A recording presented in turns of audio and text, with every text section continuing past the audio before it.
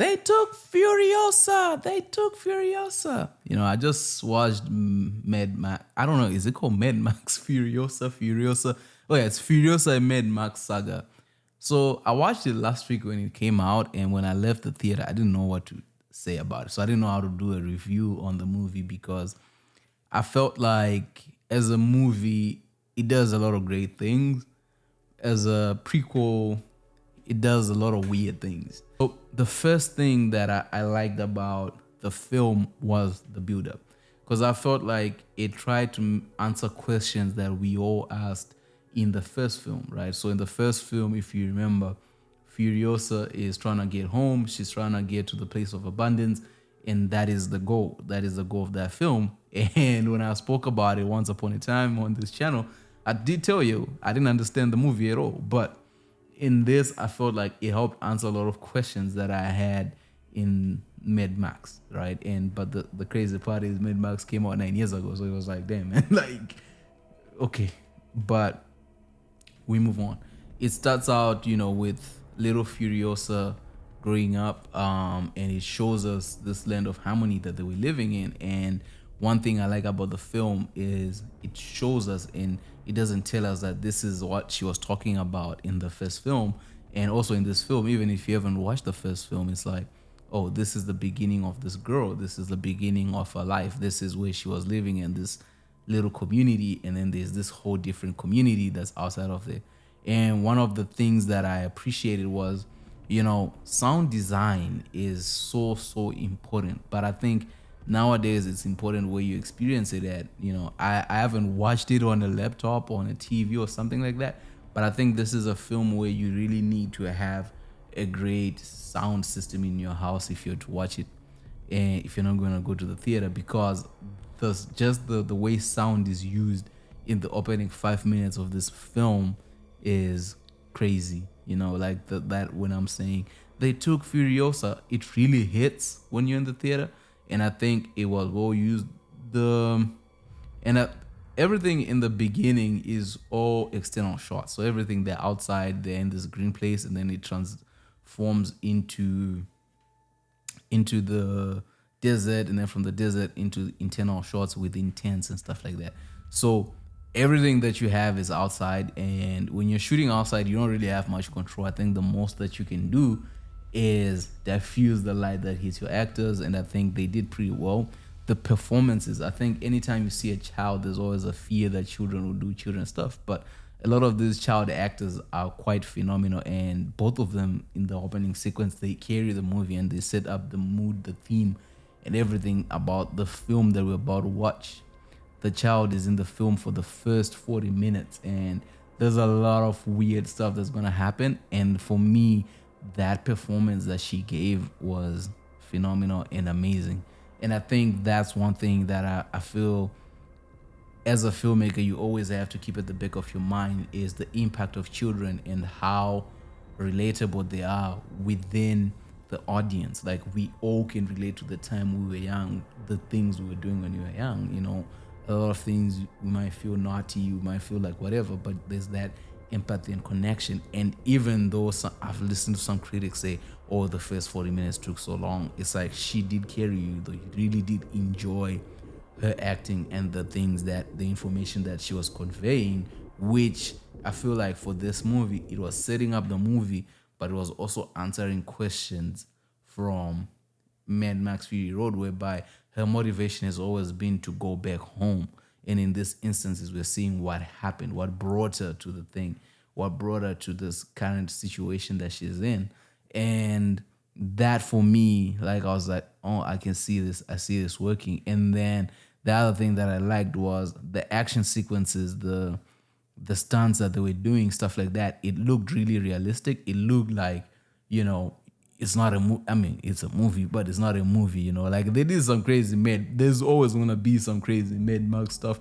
Like, if you watched Mad Max A Fury Road, like, that one has a lot of weird stunts and a lot of, like, it's like a metal rock band thing that you just like, what the hell is going on?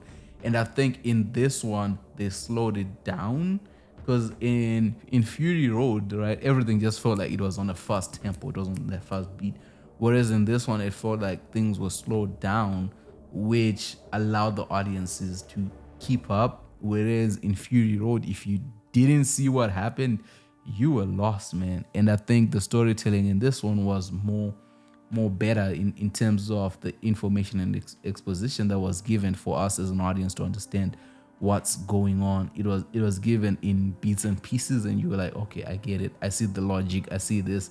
I see what's happening. And then there's a lot of questioning that you have, because remember, you're still trying to answer questions from Fury Road, and these guys are doing it, but they're setting up an entire movie. From there, I mean, when Anya Taylor-Joy comes in, she also does a very phenomenal job. Where now we're in the second act. There's the love story. There's not necessarily love, but there's that story of that B story of what's gonna happen to her.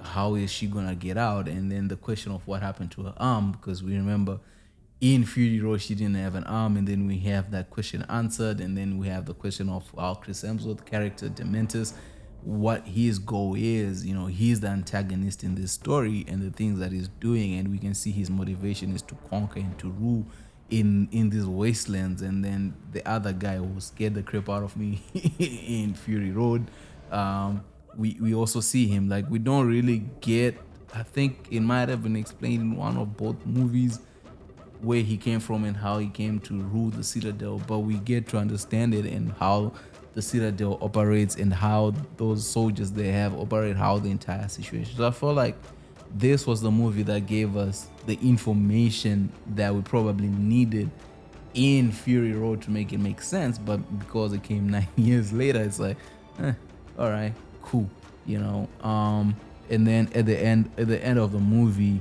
for me, that's when a lot of weird things do happen, you know, like how it just ends with the plant and everything, like how it sets up the Fury Road. You're like, man, it had good stuff, but I think they struggled with how to end the film, because does she get revenge and kill Dementus? Does she not? Does she do this?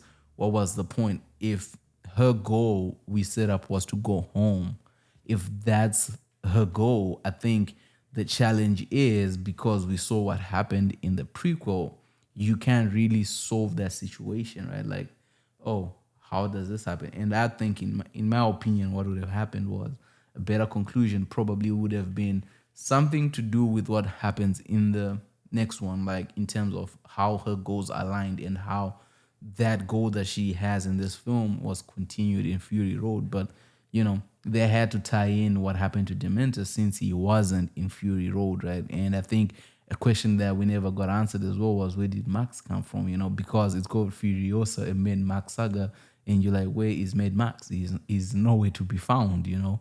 But I think the way they used the camera in this film, I do believe they used a lot of CGI. I mean, it's quite visible, some of the things where the truck is falling down and stuff like that. And, you know, and the fact that people say Fury Road, there was no CGI, that's crazy. But in this one as well, like, there's a lot of crazy stunts, but there's also a lot of CGI, and which I feel like took away a little bit of the zazziness, or the thing that just makes Fury Road or Mad Max like something you look forward to. I don't think at this point we're really looking forward to a future Mad Max, but if it comes, it comes. No, I hope Tom Hardy will be back in it and we get to experience that. The main things, the main takeaways that I took is essentially how you frame your characters. You know, one thing I liked about it, when it came to Anya Taylor-Joy, they didn't make her seem as invincible as a superhuman. They made her as realistic as possible. I remember when she's under the truck and someone's trying to pull at her, and she kicks at this person, and he doesn't just give up. You know, he's someone who's lived in the wastelands, who's lived in the desert, who's built he's a dude. You know, he's that thing. And I think they really represented her strength and the things that she could do more realistically, which made it more believable, and which was beautiful to see, because it then shows you the strength of a woman and of an actress and of an actor who's portraying this character. And I think it also feeds into Charlize Theron's character very, very well. Dementus is crazy, not gonna lie. The man was on something. I think in terms of setting up a character that's memorable, I think he was well written, but Chris Hemsworth allowed himself to create this person whereby when you remember him, I don't think, I mean, it will always be Chris Hemsworth in Mad Max, but I think you can remember Dementus as a lone character and what he did and represented, because I think it was pretty phenomenal, this film. I really do not know why people, I understand like economies are not really firing at all cylinders at this point in time. That's why people don't really go to the theater. But I didn't think that this movie had that sort of pull in general, because even when Fury Road came out, I didn't go to the theater to watch it. So for me, when I hear about the numbers, I'm not really shocked. But also, I think the storyline doesn't really appeal to it. But when you leave, it's something that you talk about. Like, it's not a film that you leave the theater and you're like, oh, this is what happened. Like how with Dune, it had the conversation going. And I think it's really a missed opportunity in terms of the storyline. But those are some of the things that I took out. And I think it also did the thing where it became quite too long at certain periods where you just zone out. You're like, all right.